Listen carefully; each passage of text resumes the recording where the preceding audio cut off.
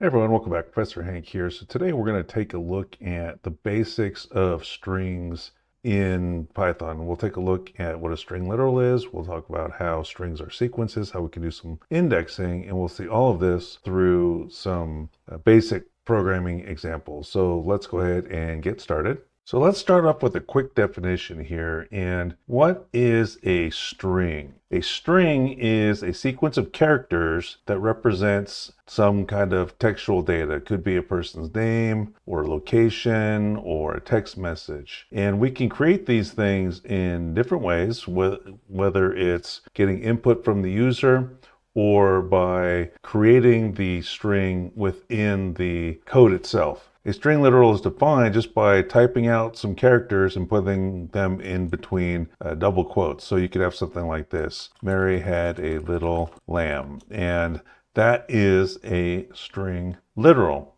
Now, the string type is a special type within Python that is a construct known as a sequence type. So this string literal is also a sequence type. And a sequence is an ordered collection of objects. And so with the ordered collection, we can access individual pieces of that collection through indexing. So let's take an example here. Let's take a look at an example. So if I were to assign that string literal to a variable, say s, then what I could do is I could print out my string. And so you can see there's Mary had a little lamb. But I could also access individual pieces of that string. So when we talk about Mary had a little lamb and indexing, the first character in that string is the first item within that sequence. And so that has a number that we can refer to it with. So 0 for the first one, 1 for the second, 2 for the third, 3 for the fourth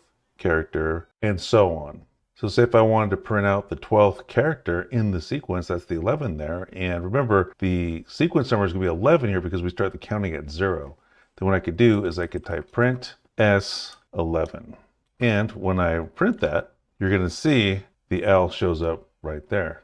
Another example, if I wanted to print out the second character, say that A there, then I could access that by doing S of 1. And then if I run that, you'll see that the A showed up. Now, I can also do negative indexes. So a negative index just goes backwards, tries to wrap around in the other direction. So, for example, the B up here is going to be -1, the M is going to be -2, and the A is going to be -3, and so on. So if I do print S -1, then we're going to see the B there, right? And then if I do print S, say -4, then this is the B is -1, the M is -2, the A is -3, then the L is -4. So we're going to see that L there.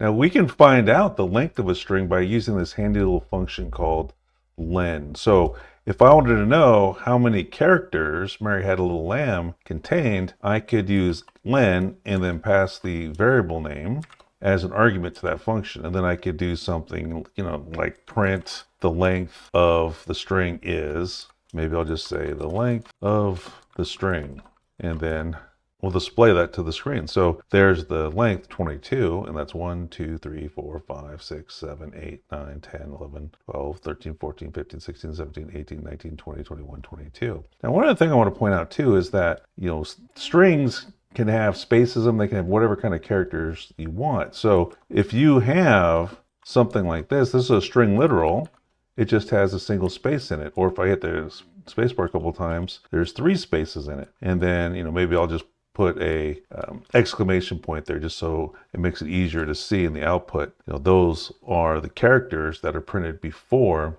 the exclamation point. And you could even print out some simple graphics, a simple design, just by using some spaces there. So let's say that I want to make a little triangle or something. I could do something like this. And sometimes new students will get confused by that because I'll say, draw this design on the screen. And they're like, well, I don't know how to do graphics. Well, no, it's just using spaces and some character. So the last thing we'll talk about is string concatenation. That's just how you can smush 2 strings together. So let's say that I had a string that I assigned to S1.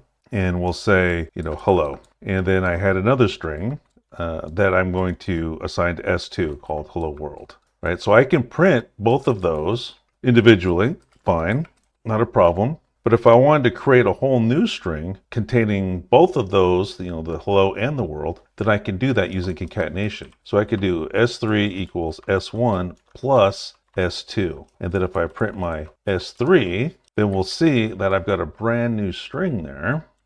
And there's the hello world, right? Now, if I look at that, I go, oh my goodness, I want a space in between. Well, then I'll just add a space in between. This goes to what I was talking about before, how, a space is a character just like anything else. So I could do something like this. So you can combine literals and variables when you're doing your concatenation, right? So now you can see there's the hello world because I got the hello, and then I added a space and then added the world there. And you can do that combination of variables, literals, but you can also do that with literals too if you wanted to. So I could do something like 3-1 equals hello plus space plus world plus, and then we'll just do a little exclamation point in there and print that out. Print string1.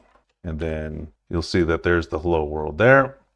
But I also could just pass that straight to the print function. So I could do something like, goodbye plus space plus world plus exclamation point. And that's nice. I mean, that's a nice thing to be able to do because you don't want the lines of your code to be too long. You don't want, say, more than 80 characters on the same line because it gets harder to read. So if you needed to break this up, you could do that, right? So if you had something really, really long and you wanted to make it easier to read, then you could just do something like this. Look, let's say that this was going to be like 1. You see how it scrolls all the way off there and it's kind of annoying? Well, I could just do something like this instead. I could say, okay, well, we're going to do that. And then we'll have our little plus here. And then we'll do some more ones here. And then I'll have my little plus here. And then we'll do some more ones here. And then I'll have my little plus here. And then we'll do some more ones, one more set of ones. So rather than having everything scroll off the screen, which makes it harder to read, we can do something like that. And in our code, it's easier to see what's going on. All right, so that's everything that I wanted to talk to you about in this video. As usual, if you're a student of mine, you have questions about any of the content in this video or any of the other videos in our courses, please feel free to send me an email via Canvas or stop by our online Zoom office hours. Thanks for watching, and we'll see you next time.